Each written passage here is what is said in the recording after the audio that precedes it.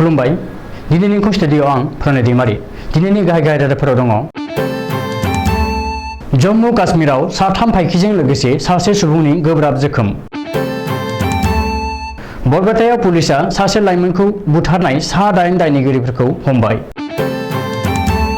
कक्राझाराव हाथियार दिन्थिनानै फिन रां लुथिदों सनितपुराव बिस गोनां मैखुन जानानै सा-6 गोब्राब जोखोम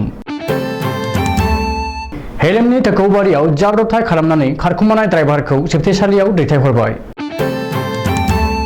एयारटेल टावारनि मोन 22 बेटारि खावनाय बोलेरो पिकआप गारिखौ दिग्बै पुलिसा जब्द खालामदों हावलिनि इचार पेट्रल पाम्पआव डिजेलनि सोलाय दै ओंखारदों कंग्रेस दोलोआ थेर-बेथेर जानायनि लामायाव दानिया फैदो आबुं रादाबाव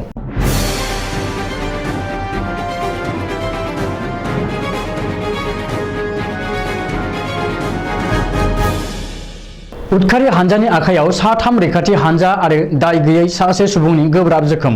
जम्मू काश्मीरनि परिजभा ओनसोलाव उदखारिनि हानजा थाफैनायनि सुलुं मोननानै आर्मी सीआरपीएफ आरो जम्मू काश्मीर पुलिसा खौसे उदखारि हानजाखौ जब्द खालामनो थांनायाव उदखारि हानजाया सिगांग्रो थाद'नाय गैयै गुलि गावो बे गुलि गावनाय जाथायाव साथाम रैखाथि हानजा आरो सासे दाय गैयै सुबुंनि गोब्राब जोखोम जायो बे गावलायनायाव जाथायाव उदखारिनि हानजानि सासेबो जेबो जायाखै होननानै मिथिनाय जादों नाथाय गोब्राब जोखोम जानायफोरखौ दायो देहा फाहामथाय होनो थाखाय साब्रैखौबो देहा फाहामसालियाव फाहामथाय होबाय सासे दाय गैयै लाइमोन सेंग्राखौ बुथारनाय दायनिगिरिफोरखौ बरपेटा पुलिसा हमबाय मख'जाथावदि सनिबार खालि 22 बोसोर बैसोनि रबुल हक चौधरी मुंनि सासे लाइमोन सेंग्राया गावनि लोगोजों ब्रह्मपुत्रआव बेरायनो थांदोंमोन बेवहायनो सिनाय मोनै माखासे दुथांफोरा रां दाबियो रबुल हक चौधरीया दुथांफोरनि रां दाबिनायखौ हरनो हायैनि थाखाय दुथांफोरा रबुल हक चौधरीखौ खास्रि-बिस्रि बुथारनानै दैयाव गारसोमो दैयाव गारसोमनाय लाइमोननि गोथै सह'खौ स्टेट डिजास्टार रिस्पन्स फान्डनि हेफाजाबजों नागिरनानै बाहारि पाटकार दैमानिफ्राय बोखांनो हादोंमोन सुलुङाव मिथिनाय बादिब्ला रबुल हक चौधरीखौ बुथारनायाव लोब्बा थानाय दायनिगिरि सा-8बो बरपेटा जिल्लानि तादाबारि ओनसोलनि बन्दारि रिजार्भ गामिनि थागिबिजोब बिसोर दायनिगिरिफोरनि मुंफोरा फारियै जाकिर आली साइफुल इस्लाम इजामुल खान आमिरुल इस्लाम बादशाह फाकिर फारिदुल इस्लाम लाल महमुद खान आरो जयनाल मिया होननानै सिनायथिनाय जादों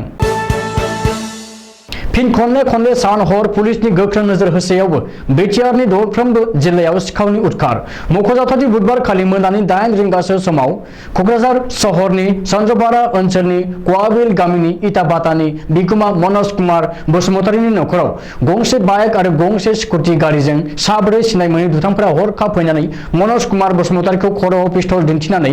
गासै 80,000 रांजों लोगोसे गंनै आखाइनि मबाइलखौ लानानै थांदों सुलुङाव नखरनि सुबुंफोरा बुंथिनाय बादिब्ला साब्रै दुथां हानजानि सुबुंफोरा जायगानि बायदिनो सन्देह खालामदों दायो बे जाथायनि सायाव कक्राझार पुलिस थानायाव एजाहार गथायबाय बिस गोनां मैगुनखौ सिनायालाबा जानानै जोंनि गेजेराव गोबां जाथाय जाबाय मख'जाथावदि बुधबार खालि मोनाबिलियाव सनितपुरनि भालुकपुं शान्तिपुर गामिनि कुसुल खाख्लारिनि नखरनि गासै सा-6 सुबुंफोरा बिस गोनां मैखुनखौ जानानै खिलाय गोबालाय गोब्राब जोखोम जादों ओनसोलनि सुबुङा बुंथिनाय बादिब्ला फुंनि समाव खामानि मावनो थांनायावनो हाग्रानिफ्राय बे बिस गोनां मैखुनखौ सिनायालाबा खानानै लाबोनानै संजाफैयो आथिखालाव कुसुल खाख्लारिनि नखरनि गोब्राब जोखोम जानाय सा-6 सुबुंफोरखौ देहा फाहामथाय होगासिनो दं होननानै मिथिनाय जादों बिश्वनाथ जिल्लानि हेलेम थाना बेन्दोंआव थोखौबारियाव लामा जाब्रबथाय खालामनानै साबा बर' लाइमोनफोरनि जिउ खहा खालामनाय जौ फाग्ला ड्राइभार मुन गगৈ एबा अभिजित गगैखौ हेलेम थानायाव 15/2022 नम्बरनि केस रेजिस्टार खालामनानै जोबथेसालियाव दैथायहरबाय पुलिसा भारतीय आयेन खान्थिनि CRPC 304-308-427 धारानि जोहै मुन गगैखौ जोबथेसालियाव दैथायहरदों मख'नो गोनांदि जाब्रबथाय खालामखांनानै ड्राइभार मुन गगैया शिबसागर जिल्लानि गावनि न'आव खारलांदोंमोन नाथाय बोलेरो पिकआप गारिया गावनि मुङावनो थानायलाय पुलिसनि जानगाराव बारा गोबाव थानो हायाखिसै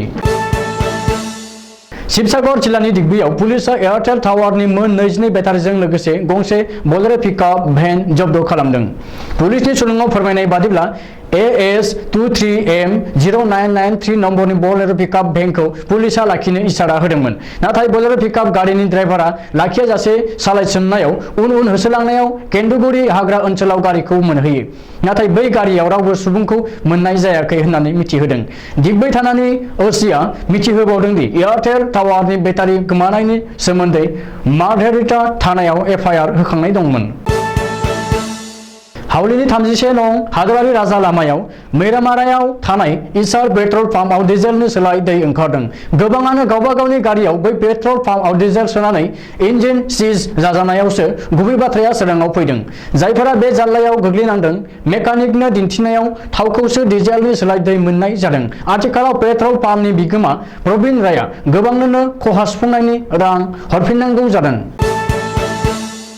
भूपेन बराजों दैदेनजानाय आसाम प्रदेश कंग्रेस दोलोआ आथिखालाव थेर-बेथेर जानायनि लामायाव आगान सुरबाय। रिपुन बराया बिबान एंगारनायनि उनाव बारग' मन्त्रि अजित सिंहआबो कंग्रेस दोलोनि आफादगिरि सोनिया गान्धीनिसिम दोलो नागारनायनि लाइजाम हरदों। सुलुङाव फोरमायनाय बादिब्ला अजित सिंहआ BJP दोलोआव हाबहैनो हासिगौ आरो बेनि इसाराबो मोननाय जादों। बेनि अनगायैबो आसाम प्रदेश कंग्रेस दोलोनि नेहाथारि दिगन्त फुकन बर्मन, नेहाथारि अरुणज्योति भुयां, बुंथिगिरि गजेन्द्र प्रसाद, बुंथिगिरि बनदीप दत्त आरो पार्थ प्रतिम बरामोनहाबो सोनिया गान्धीनो दोलो नागारनायनि लाइजाम हरबाय। नंगुबै सुलुंनिफ्राय मिथिनाय बादिब्ला बारग' केबिनेट मन्त्रि रकिबुल हुसैनआबो कंग्रेस दोलोखौ नागारनानै आसाम गण परिषद दोलोआव हाबहैनो हासिगौ होननानै आराव जादों। दिनैनि रादाबा एसेनोसै, गोजोन्थों।